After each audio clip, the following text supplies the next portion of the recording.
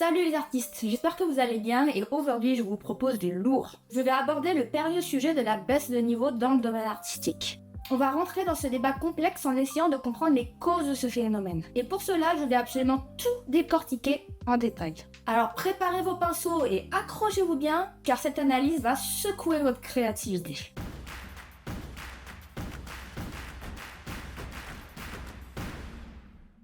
Alors avant de commencer, je tiens à être clair.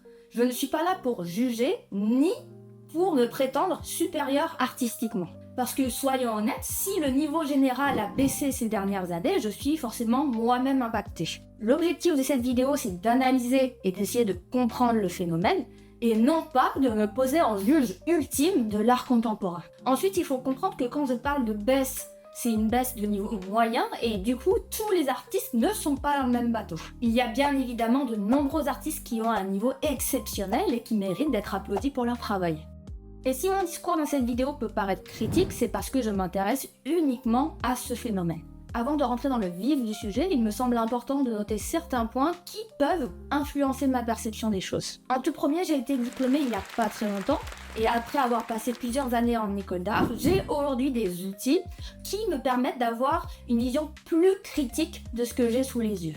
Ensuite, il est important de rappeler que la perception de la qualité artistique est extrêmement subjective. Je regarde avec admiration des grands maîtres du dessin qui, eux, estiment qu'ils ont encore à s'améliorer et qui auraient peut-être un bon fou rire en voyant mon travail. Et à l'inverse, une personne sans compétences artistiques peut voir du talent là où d'autres ne verront que des gribouillis. Ajoutez à ça une bonne dose de subjectivité en ce qui concerne la beauté artistique, et vous avez une recette pour des débats sans fin. En fin de compte, on peut dire que l'art c'est un peu comme les goûts et les couleurs. Ça ne se discute pas, mais parfois ça pique les yeux. Malgré tout ça, ces nuances ne suffisent pas à expliquer entièrement la situation, et j'ai vraiment la sensation qu'il y a eu une grosse baisse du niveau artistique ces dernières années. Et ce n'est ni une observation récente, ni une lubie de ma part, puisque apparemment le phénomène semble persister depuis plusieurs décennies. Et pour continuer, je vous propose d'écouter un extrait de ce livre de Richard Williams, The Animator Survival Kit. Et ne vous inquiétez pas, j'ai trouvé le même passage en français. J'ai vécu une curieuse expérience au Canada. Un ami m'a demandé de donner une conférence d'1 heure devant un grand rassemblement d'étudiants en animation par ordinateur. L'école possédait une impressionnante et coûteuse collection d'ordinateurs, mais d'après ce que je pouvais voir, aucun n'avait la plus petite idée de ce qu'était le dessin. Pendant mon intervention, j'ai donc insisté sur l'importance du dessin et la pénurie de bons dessinateurs. Un professeur à barbe grise décontractée m'a interrompu pour me reprendre. « Que voulez-vous dire ? Nous dessinons tous parfaitement bien. » Les mots m'ont manqué. À la fin de l'intervention, je leur ai montré comment réaliser un mouvement simple de marche et à la sortie, de nombreux étudiants m'attendaient, m'implorant désespérément de leur en apprendre plus. Je me suis échappé, mais j'ai bien peur que le vrai problème soit là dans un manque de formation classique et une absence de professionnels capables de transmettre ce fameux savoir-faire. Laissez-moi vous présenter Richard Williams, un génie de l'animation derrière de grands classiques, comme par exemple Qui veut la peau de Roger Rabbit. Il est considéré comme une légende de l'animation, il a gagné pas moins de 3 Oscars et de nombreux prix qui feraient pâlir les plus grandes stars hollywoodiennes. Et comme vous venez de l'entendre, déjà dans les années 60-70, ce cher Richard Williams notait une baisse du niveau en dessin. Comme quoi ce phénomène n'est pas récent et il inquiétait déjà certains artistes il y a plus de 50 ans. Maintenant revenons à notre époque, et plus particulièrement lorsque j'étais en école d'art, des critiques avaient été remontées concernant le niveau des nouvelles promotions qui semblaient avoir chuté. Et en discutant de ça avec certains de mes anciens professeurs, le constat était le même dans les autres écoles dans lesquelles ils avaient enseigné. Et du coup, la question se pose, comment en est-on arrivé là ? Est-ce que nos crayons en ont eu marre d'être traités comme des esclaves de la création ? Pas content! Pas content! Pas content! Est-ce que les muses ont décidé de faire grève en réclamant de meilleures conditions de travail ? Ou bien y a-t-il des raisons culturelles et sociales bien plus profondes ? C'est ce que nous allons essayer de comprendre ensemble.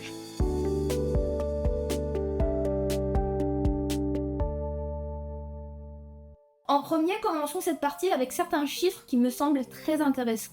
En 1990, en France, on a 202 000 personnes qui déclaraient exercer un métier artistique à titre principal. En 2009, ce nombre avait presque doublé, atteignant 365 000 personnes. Ce qui est une augmentation bien plus rapide que le nombre de personnes actives sur la même période. Cette croissance, elle peut s'expliquer par l'augmentation massive du budget des ménages en ce qui concerne la culture artistique, ainsi que par l'explosion des offres artistiques et culturelles depuis la fin des années 70. Le nombre d'étudiants en beaux-arts et architecture a aussi plus que doublé entre 1990 et 2020. On peut vraiment parler d'une démocratisation artistique en bonne et due forme. Et face à cette croissance, les écoles d'art, elles ont dû s'adapter. Tout d'abord en augmentant leur nombre, mais aussi en réduisant leurs exigences. Alors qu'autrefois seule une élite pouvait espérer y rentrer, aujourd'hui seuls les plus réputés demandent un excellent dossier. Aujourd'hui, avec un minimum de motivation, on peut rentrer en école d'art sans être un prodige. Plus d'écoles d'art et moins d'exigences, ça entraîne inévitablement une baisse du niveau des futurs diplômés. Alors bien sûr, parmi eux, il y aura toujours des génies du pinceau, mais ils se retrouvent à chercher leur chemin parmi un océan de diplômés dont le niveau est en baisse. Mais la démocratisation artistique, ce n'est pas que ça. C'est aussi l'âge d'or 2.0 où même votre grand-mère peut poster une photo de sa dernière toile sur Instagram. Aujourd'hui, il n'y a plus forcément besoin de venir d'une famille d'artistes ou même d'avoir fait une école d'art pour devenir le prochain Picasso. Parce que Internet a ouvert les portes du royaume artistique à presque tout le monde. Entre les vidéos YouTube pour apprendre à dessiner les chats ou les cours en ligne pour peindre comme un grand maître, c'est comme si Internet était devenu une école d'art géante. Et bien qu'il y ait certains autodidactes qui arrivent à sortir du lot, la grande majorité vont rester en surface des connaissances artistiques. Parce que sans école d'art pour les guider et sans retour constructif, il est bien plus dur d'atteindre de hautes compétences dans le domaine. Pour conclure, cette démocratisation de l'art sur ces dernières décennies, elle a ouvert de nouvelles voies passionnantes pour les nouveaux artistes. Mais elle pose également de nombreux défis pour essayer de maintenir des normes de qualité. Et avec ce nombre croissant de nouveaux artistes, il devient difficile de trouver un équilibre entre accessibilité et excellence.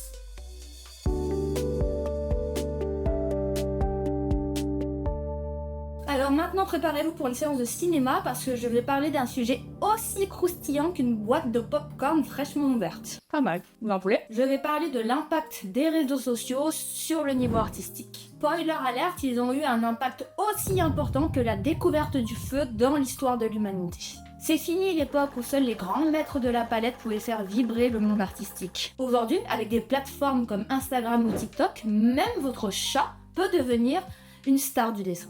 Et les artistes les plus connus ne sont pas forcément les plus talentueux, mais plutôt ceux qui ont eu le plus de flair pour les hashtags. Avec de la chance et une personnalité qui sort un peu du commun, vous pouvez très bien vous retrouver avec des milliers d'abonnés, même si vos dessins ne sont pas des chefs-d'œuvre. Et sur le long terme, on fait face à une avalanche de contenus artistiques moyens qui petit à petit deviennent la norme. Et cette saturation peut embrouiller nos sens artistiques, nous empêchant de distinguer les chefs-d'œuvre du contenu moyen, surtout lorsque nous manquons de connaissances techniques.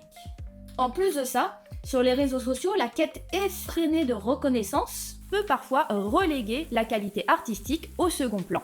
Et le nombre de likes et de commentaires devient la nouvelle norme, remplaçant petit à petit la rigueur académique. Alors je sais, certains vont me dire « Mais non, l'art c'est subjectif. Il n'y a pas de mauvais dessin, juste des goûts différents. » Je suis désolée de jouer les rabat-joie, mais ce n'est pas comme ça que ça fonctionne. Le design est l'art de captiver avec une image, ce n'est pas une recette qu'on trouve derrière une boîte de céréales. La théorie des couleurs, elle ne se dévoile pas en agitant une baguette magique. Et la perspective, c'est loin d'être une théorie farfelue qui a été inventée pour avoir l'air plus intelligent. Il faut maîtriser toutes les techniques et tous les ingrédients pour concocter le plat parfait. Enfin, dans notre cas, la toile parfaite. Maintenant, pour rebondir sur les réseaux sociaux, il y a aussi un autre problème. Aujourd'hui, non seulement tout le monde peut poster ses dessins, mais tout le monde peut s'improviser prof. Partager ses dessins, c'est une chose, mais donner des conseils et faire des tutos, c'en est une autre. Les réseaux sociaux, c'est un joyeux bazar où même votre voisin de palier peut s'estimer expert dans le domaine sans avoir touché un crayon depuis le collège. Merci Dunning-Kruger.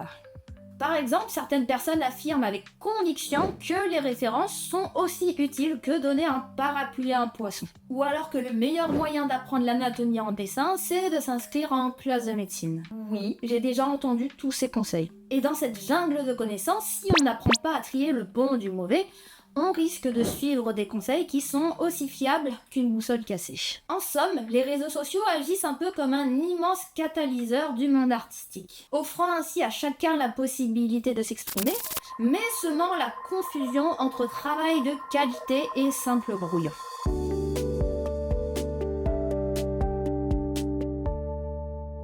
Les outils numériques, c'est un peu comme la palette de couleurs du Picasso du XXIe siècle. Et il faut admettre qu'ils permettent des prouesses techniques qui défient la logique et l'imagination. Et cela fait d'ailleurs de très nombreuses années que les professionnels les utilisent pour booster leur productivité. Par exemple, dans le film d'animation Klaus, les chariots tirés par des chevaux ont été conçus en 3D. Et c'est une véritable bénédiction pour ceux qui ont déjà bataillé avec la perspective. Parce que, avouons-le, animer ça à la main, ça aurait été un travail colossal digne des 12 travaux d'Hercule. Il est crucial de comprendre que ces artistes ne sont pas juste des pros des outils numériques. Ce sont avant tout des pros du dessin qui ont des bases et des connaissances extrêmement solides. Et ce qu'ils réalisent avec les outils numériques, ils pourraient tout aussi bien le faire sans. Ils utilisent les outils numériques avant tout pour réduire les corvées techniques et aussi pour booster leur productivité. Finalement, c'est un peu comme des assistants personnels ultra performants qui leur libèrent du temps pour se concentrer sur l'essentiel, c'est-à-dire la création. Malheureusement, les outils numériques, c'est aussi le refuge des personnes qui n'ont pas les bases en dessin. Certains débutants et parfois même certains professionnels se réfugient derrière leurs écrans en déléguant leurs lacunes aux outils numériques. Ces outils magiques leur donnent l'impression d'exceller dans le domaine, et leur donne l'illusion d'un niveau bien plus élevé que ce qu'ils ont réellement. Et cela les éloigne encore plus de l'apprentissage des fondamentaux en dessin. Alors vous allez me dire, où est le problème tant que le résultat est là ? Bien évidemment, on veut tous des résultats dignes des plus grands maîtres, mais si on ne se rend pas compte qu'on saute des étapes, et en fait les lacunes elles se voient dans le résultat final. Utiliser des mannequins 3D sans maîtriser le dessin de personnage, ça entraîne des erreurs d'anatomie, mais surtout des personnages aussi rigides qu'une baguette de pain qui sort du congélateur. De la même façon, une utilisation sans maîtrise des formes et des volumes, ça entraîne des ombres et des lumières plus que douteuses. Et ceux qui se reposent uniquement sur les modèles 3D pour l'architecture auront des compositions et des résultats aussi peu attrayants qu'une notice de meuble Ikea. Pour résumer, les personnes qui se contentent uniquement des outils numériques sans travailler leurs compétences en dessin, elles vont proposer des créations qui manquent de créativité et surtout qui manquent de cohérence artistique. Alors attention, je ne suis pas du tout là pour vous dire de jeter vos logiciels par la fenêtre. Mais il est crucial de se rendre compte que ces petites merveilles peuvent cacher de grosses lacunes artistiques. Les outils numériques peuvent avoir tendance à nous faire croire que les bases en dessin sont inutiles. De nombreux débutants, voire même parfois des professionnels, passent plus de temps à bichonner leur logiciel qu'à travailler leurs compétences techniques. Finalement, les outils numériques, c'est un peu comme une voiture de sport. C'est génial, mais si vous ne savez pas conduire, vous allez finir dans le décoche.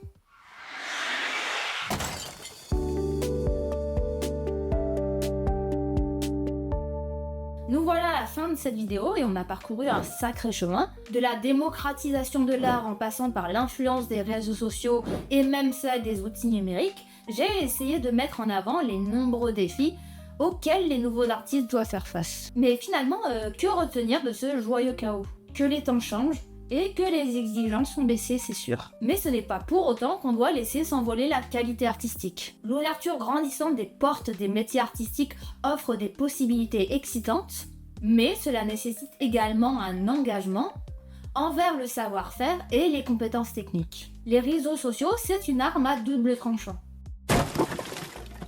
Ils offrent une vitrine sans précédent aux nouveaux artistes, mais en même temps, ils brouillent la frontière entre qualité et médiocrité.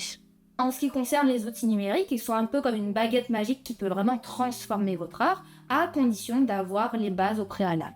Sur ces dernières phrases que je vous laisse méditer, je vous donne rendez-vous dans une prochaine vidéo pour de nouvelles aventures artistiques. Encore un grand merci à tous et à très bientôt.